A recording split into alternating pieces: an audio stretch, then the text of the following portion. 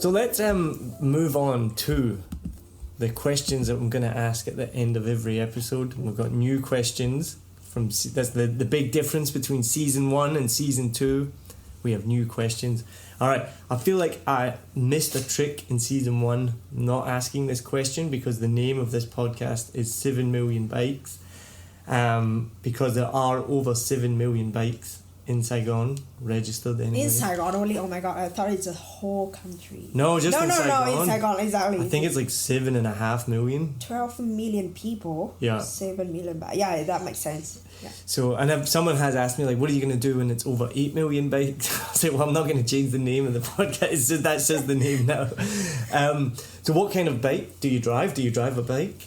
Yeah, I do drive a bike. My bike is Noza. It's like a very cheap and light scooter for entry-level scooter for any ladies out there who are too weak to maneuver the bike by herself.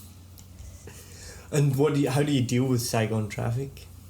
I just try to be as zen as possible. So before this, when I drive somewhere, I need a headphone to listen to music and stuff like that. But I realized that in the long run, that actually make me more frustrated than I should have been. So now, when I'm stuck in the traffic, I would just zone out, or talk to myself, or go over my material in my head. Yeah, and then I figure out just, by getting very within yourself, time kind of pass a little bit faster. Because I think one of the biggest miracles ever is the lack of road rage in Vietnam and in Saigon, because road rage is such a big thing in the West for like minor things. Here, like it's just mind-blowing what happens on the roads. Nobody cares. I think that's why Buddhism kind of takes up here. Do you think that's the Buddhist influence? Yeah, I think it's a Buddhist influence. Like, what can you do? You just have to accept it. It's not like if you become angrier, then the traffic gonna move faster. Question is, what kind of bike do you drive, if any? Scooter. Yeah. A white scooter. I have a lot of leg space, which I'm deprived of on airplane, so I'm very happy about that. And so have you always driven in Ho Chi Minh City? Oh, of course. I've been driving since I was 16. And how do you handle the traffic here? It's in our genes, man. It's Vietnamese. What kind of question is that? Well, I asked two last week. I said, how do you deal? Why is there not road rage here? Because, in the West... Road rage. In the West, there you get are road rage. rages here. Not really. Everyone's so chilled. There's like just chaos going on left, and you're right, lucky and then. centre. I've been here 3 years. You barely see anyone get angry. I feel like I'm the angriest man on the road. And I don't really do anything. I'm just in my head. I'm like, argh. I see it in Hanoi a lot. Really? I don't see it here. No. For me, I'm not going to get away from this answer either. But me driving in central areas in Saigon is so much nicer than the same experience in Hanoi. Okay. Central areas, like downtown areas in Hanoi, people drive without helmets and honk at you, and they give you the eyes, and I don't want to give them the same eyes. Like this Saigon is not happening the same. It's not the same. Everybody who has helmet, they seem civil. There's some idiots, but in my experience, it's nicer to drive in Saigon than Hanoi. Yeah, I haven't really driven in Hanoi, but I mean, yeah, it's really civil here despite just the absolute chaos. And two's answer was that it's the Buddhism. What? The fact that Buddhism is so prevalent here, that's why everyone's so Seriously? kind of zen. That was the wow. answer. I was about to... I wasn't going to talk about it from that angle, but it's interesting that you mentioned that. Does that mean that Hanoi is not Buddhist? I didn't notice. Wait, what does that mean? But if you notice, there are not a lot of police officers on the street here. No. None. In Hanoi, is every corner. Oh, really? There's many of them. Yeah, police officers, like traffic ones. I drive a Honda Vision, and Saigon actually, I quite like it because I'm only here 2 days a week. So compared to Vung Tau, I kind of like the bus for a couple of days and nipping in and out and things like that, So I don't really have a problem with it. When I lived here, I didn't ride a bike. I lived on Family Lao and got seance everywhere. So. Okay, so we'll break it down. No, I don't drive a motorbike here in Saigon. I do have a motorbike. It's in Hanoi. It's a pink, sparkly Attila. And the traffic here in Saigon, I don't deal with it myself. I get on the back of a grab bike and I let them do it all for me. I'm a little grab bike princess these days because it's not so much that the traffic's as chaotic because people definitely respect the road rules here more. What? They wear their helmets and they stop at red lights. Like, you don't see that. Really? Yeah. Wow. Yeah.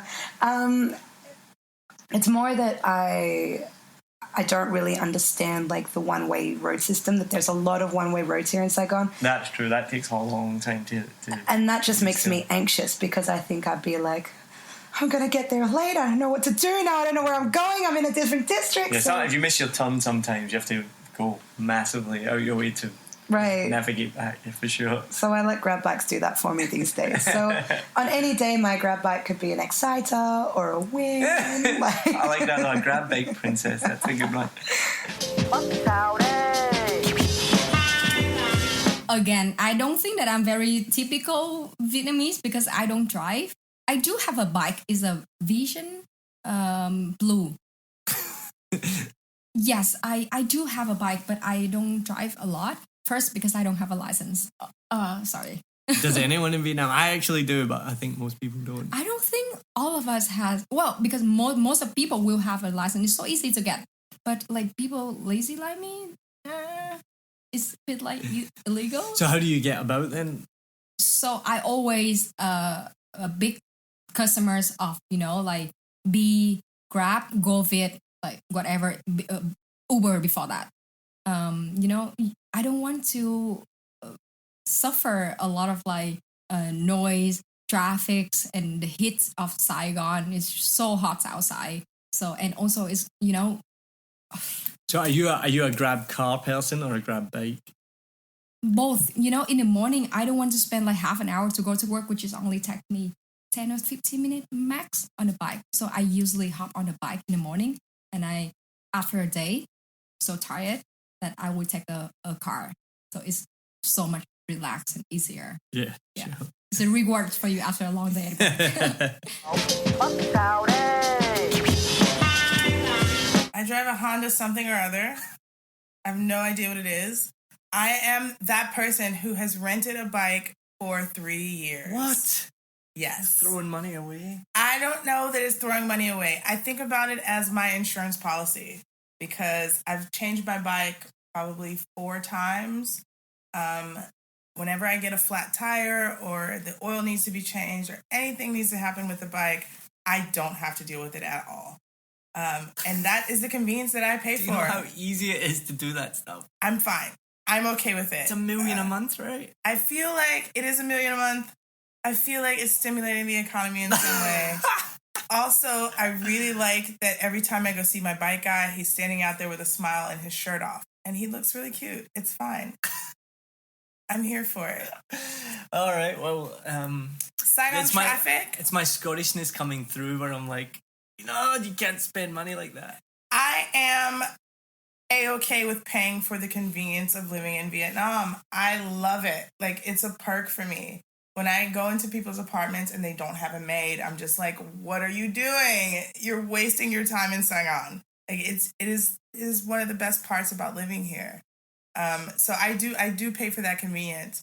And Saigon traffic, I deal with it with my headphones on, and I drive through traffic singing loudly and waving to the people near me.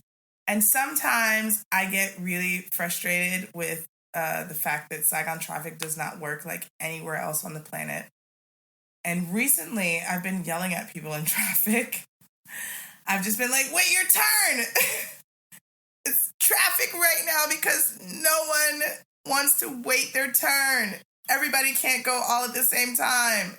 If you just observe the red light, just a little, we can all get there in a timely fashion. You are saving 3 seconds sometimes by shooting ahead of traffic, but most often you are wasting 10 minutes of my life causing this traffic jam because you just wouldn't wait your freaking turn. There was a guy yesterday that like dangerously undertook us, sped by us. I was like, whoa, he was pulling in 10 meters ahead. Why did you need to do that? You could have just waited. Yeah. I have this theory that Asians are not bad drivers, but that their system is so unlike any Western country, we don't understand it. To be fair, I very rarely see an accident in Saigon, like a bad one. Incredible. I don't know how it's not carnage on every corner. Yeah. Oh, they're fantastic drivers. It's just that it's insane. It's chaos. I've heard that India is the only country that's crazier than Vietnam. I've not been, but that's what someone told me. I learned to drive in Bali, which was also chaos. But the guy who I rented my first bike from told me maybe the most profound thing I've ever heard. He said it's like a school of fish. Stay in the middle of the school and you'll be fine. That's good advice. I like that one. I drive a Honda Cub. And how do I deal with traffic? Being here for 10 years, traffic wasn't this bad beforehand. I think if you want to live in a big city, traffic is something you deal with. There's no way around it. I think that if everybody just took 5 fucking minutes and let somebody ahead of them go in, we wouldn't be in this, madness every day. But no, the city is 13 million plus strong right now. When I moved here 10 years ago, it was only 9 million. Yeah. And it only continues to grow. So if you don't like the traffic, well then walk. Walk. Just get hit by the traffic. Yeah. I have a Yamaha Nova. No. Is that how I say it? I think so. It's a cute story though. It's called the White Rose, which is after my friend Lucy Sedgwick. She was the first best friend I made when I came to Vietnam, and she's from Sheffield, so I call my bike the White Rose in her honor. She doesn't live here anymore. And actually, one of my really close friends, Vinny from Europe and my festival scene, he drove it from Hanoi. He bought it in Hanoi, drove it to Ho Chi Minh City. Nova lasted that long? Yeah. Was bike as well? No, she is fierce. The White Rose is fierce.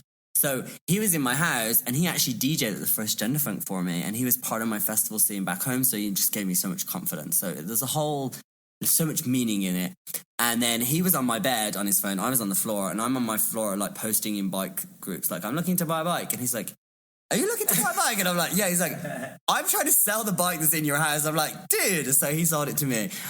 So I have the bike. I love it to bits. I got it cleaned yesterday, actually. And I deal with Saigon traffic because I have an alternative lifestyle, I don't have to be out at rush hour. So I just don't drive at rush hour. I plan my things to get outside. Like sometimes if I've been out late, not often, I've driven home at like 1 a.m. or something like that, and it's like, oh my God, it's like a different world. It's just nobody out, right? I just drive between like 10 and 3, and then after 6:30, 7, and I don't really get into it. And when I do, I just breathe, meditate. With a mask on, I hope. I need to get a new one. I've just landed. I've been here 2 weeks, so I need to get one.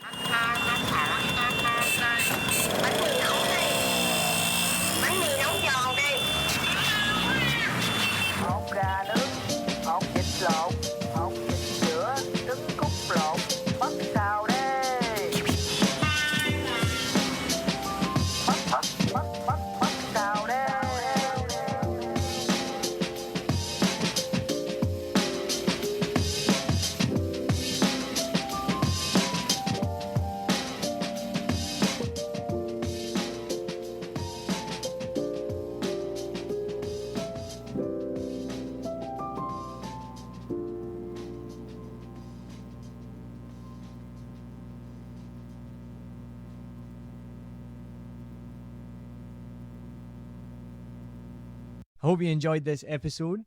If you're like me, you may use your laptop at places where you have to use public Wi-Fi. This opens you up to digital snoopers. It's a massive problem. It can be your internet service provider, or you know who, looking at what you do online, or a cyber criminal trying to steal your bank passwords or credit card info, or even a hacker at the next table trying to steal your sensitive data. These days, it is vital that you keep your data safe. NordVPN keeps all of these snoopers away, It makes your internet activity private, protects you from accessing dangerous websites that are phishing for your data, and lets you enjoy your favorite content securely, even while away from home. And it's easy to use, even I could use it. I've actually been using NordVPN for years now here in Vietnam, and I'm excited to be an affiliate partner with them. I've used NordVPN to watch Netflix, BBC, Disney Plus with ease, and I also know that my information and data are safe from prying eyes, whoever they may be. Join now and you'll get 68% off and 3 months free when you go to my link, nordvpn.com/SMB. Just again, for those hard of hearing, nordvpn.com/SMB. The link is also in the show notes. I know nobody checks them out, but go check that out and you can get the link from wherever you're listening to this podcast. As an affiliate partner, it also means that I will get a small commission when you sign up, but at no extra cost to you. So not only will you be getting a great deal through 7 Million Bikes, you get a great VPN and you'll be supporting 7 Million Bikes podcast. Stay safe online and enjoy the shows you love. Any questions, just let me know. You know how to get in touch with me. And thanks for listening to this show. Cheers.